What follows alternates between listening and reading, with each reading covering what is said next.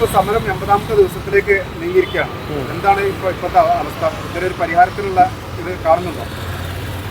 പരിഹാരത്തിനുള്ളത് കാണുന്നുണ്ടോ എന്ന് ചോദിച്ചാല് പരിഹാരം ചെയ്യുകയാണെങ്കിൽ എപ്പോഴും അത് ചെയ്യാം. ഞങ്ങളിപ്പോൾ ഇവിടെ ഇരിക്കുന്നതിൻ്റെ മുന്നേ തന്നെ ഞങ്ങൾക്ക് ഗവൺമെൻറ് തന്ന ഒരു എഗ്രിമെൻ്റ് ഉണ്ട്. ആ എഗ്രിമെൻറ്റിന് ഇവർ ചെയ്യണം എന്ന് വിചാരിക്കുകയാണെങ്കിൽ ഞങ്ങളിപ്പോൾ ഈ മലപ്പുറത്ത് വന്ന് ഇരിക്കേണ്ട ആവശ്യമല്ല. ഒന്നത് ഇരുന്നിട്ട് ഇത്രയും ദിവസമായി ഞങ്ങൾ ഈ ആദിവാസികൾ ഞങ്ങൾക്ക് തന്ന ഒരു കരാറിന് ഇവിടെ വന്ന് ഇരിക്കൽ തുടങ്ങിയിട്ട് ഇന്നേക്ക് 80 ദിവസമായി. അപ്പം ഇതിൻ്റെ പിന്നിലെ ചേതോവികാരം എന്താന്ന് വെച്ചിട്ടുണ്ടെങ്കിൽ ഈ ആദിവാസികളും ദളിതരും ഒക്കെ ഏത് സമയത്തും ഈ പാർട്ടീൻ്റെ വേക്കിൽ നടക്കണം.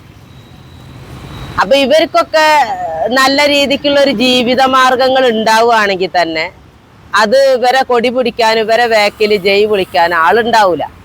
ഞങ്ങളൊക്കെ എന്ന് പറഞ്ഞാൽ ഞങ്ങളൊന്നും വെറും കാട്ടിൽ നിന്ന് ഇറങ്ങി വരുന്ന ഇലക്ഷന്റെ സമയത്ത് പോയി വോട്ട് ചെയ്യുന്ന ആൾക്കാരൊന്നല്ല. ഞങ്ങൾക്ക് ഈ ജനാധിപത്യത്തിൽ കൃത്യമായ അറിവുള്ള ആൾക്കാരൊക്കെ തന്നെയാണ് ഞങ്ങൾ ഈ പാർട്ടീൻ്റെ വേക്കിൽ നടക്കലും ഈ പാർട്ടിക്കാർക്ക് വേണ്ടിയിട്ട് ഞങ്ങൾ വോട്ട് പിടിക്കലും പാർട്ടീൻ്റെ എല്ലാ കാര്യങ്ങൾക്കും മുന്നിൽ നിൽക്കുക, അതുപോലെ തന്നെ ഒരു പരിപാടി ഉണ്ടെങ്കിൽ പോകുക, അങ്ങനെയൊക്കെ ചെയ്ത് നടക്കുന്ന ആൾക്കാർ തന്നെയാണ് ഞങ്ങൾ. നിരന്തരമായിട്ട് ഇവരെ വേക്കിൽ ഞങ്ങൾ ഞങ്ങൾ ആനുകൂല്യങ്ങൾ ഞങ്ങൾക്ക് തരും എന്ന് വിചാരിച്ച് ഞങ്ങൾ ഇത്രയും കാലം വരെ വേക്കിൽ ഞങ്ങൾ നടന്നു. അപ്പം ഇവരെ വേക്കിൽ ഞങ്ങൾ നടക്കുക എന്നല്ലാതെ ഞങ്ങൾക്ക് ഈ ആനുകൂല്യങ്ങൾ തരൂലെന്ന് ഉറപ്പ് വന്നതിൻ്റെ ശേഷമാണ് ഞങ്ങൾ ഈ സമരമുഖത്തേക്ക് തന്നെ ഞങ്ങൾ ഇറങ്ങി തുടങ്ങിയത്. കാരണം ഇവർ ഞങ്ങളെ കൊല്ലം നിങ്ങൾക്ക് അത് തരാം ഇത് തരാമെന്നും പറഞ്ഞുകൊണ്ട് ഓരോ ഇലക്ഷൻ വരുമ്പോഴായിട്ടും അല്ലെങ്കിൽ ഓരോ പരിപാടികൾ നടക്കുമ്പോഴായിട്ട് നിങ്ങൾക്ക് വീട് തരാം, അതുപോലെ സ്ഥലം തരാം എന്നൊക്കെ പറഞ്ഞുകൊണ്ട് ഞങ്ങളെങ്ങനെ കൊണ്ട് നടന്ന് ലാസ്റ്റ് ഇത് ഞങ്ങൾക്ക് കിട്ടൂല, ഇനി ഒരിക്കലും ഞങ്ങൾക്ക് ഇത് കിട്ടൂല എന്ന് വന്നൊരു ഘട്ടത്തിൽ ഞങ്ങൾ സമരത്തിന് ഒരുങ്ങിയപ്പോൾ ഞങ്ങൾ പാർട്ടിക്കാരെ ശത്രുക്കളായി. ഈ പാർട്ടിക്കാരെ ശത്രുക്കൾ എന്ന് പറഞ്ഞാൽ ഇവര് ചെയ്യുന്ന എല്ലാ കൊള്ളരുതായ്മയ്ക്ക് നമ്മൾ കൂട്ടുനിന്ന് ഇവരെ വിശ്വസിച്ച് ഇവരെ കൂടെ നടന്നപ്പോൾ ഞങ്ങൾ നല്ല ആൾക്കാരായിരുന്നു. ഇവരെല്ലാ സ്ഥലത്തും കൊണ്ടുപോകും, എല്ലാ കാര്യത്തിനും ഞങ്ങളെ വിളിക്കുകയും എല്ലാ കാര്യത്തിനും ഞങ്ങളെ കൂടെ നിർത്തുകയും ചെയ്യുമ്പോൾ ഞങ്ങളെ അവകാശങ്ങൾ ചോദിച്ച് ഞങ്ങളൊരു സമരമുഖത്തേക്ക് ഇറങ്ങിയപ്പോൾ ഞങ്ങൾ അവർക്ക് ശത്രുക്കളായി. അപ്പം ഇവരെ ഈ ഇരട്ടത്തപ്പാണ് നമ്മുടെ ഈ ജനങ്ങൾ, ഇപ്പം ദളിതർ മാത്രമല്ല ഈ ജനങ്ങൾ മൊത്തം ഇത് തിരിച്ചറിയണം.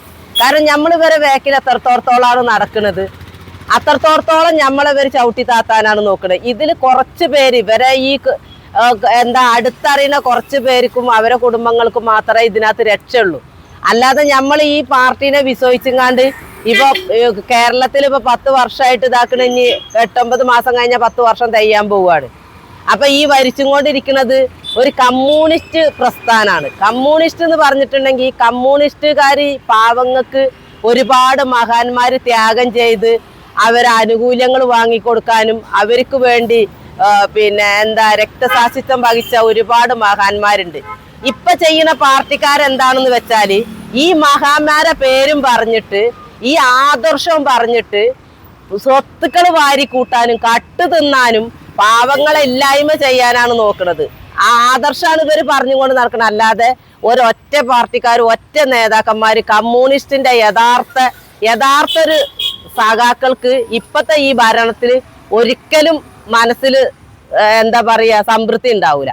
കാരണം ഇന്നിവിടെ ഇവർ ചെയ്തുകൊണ്ടിരിക്കുന്നത് ഈ കമ്മ്യൂണിസ്റ്റം പറഞ്ഞുകൊണ്ട് ജനങ്ങളെ പറ്റിച്ചുകൊണ്ട് ഈ സന്ദേശം ജനങ്ങളെ ഇടയ്ക്ക് കൊടുത്തുകൊണ്ട് ഇപ്പുറം കട്ട് തിന്നിട്ട് ജനങ്ങളെ ഇല്ലായ്മ ചെയ്യാനാണ് ഇന്ന് ഈ പാർട്ടി ശ്രമിക്കണേ.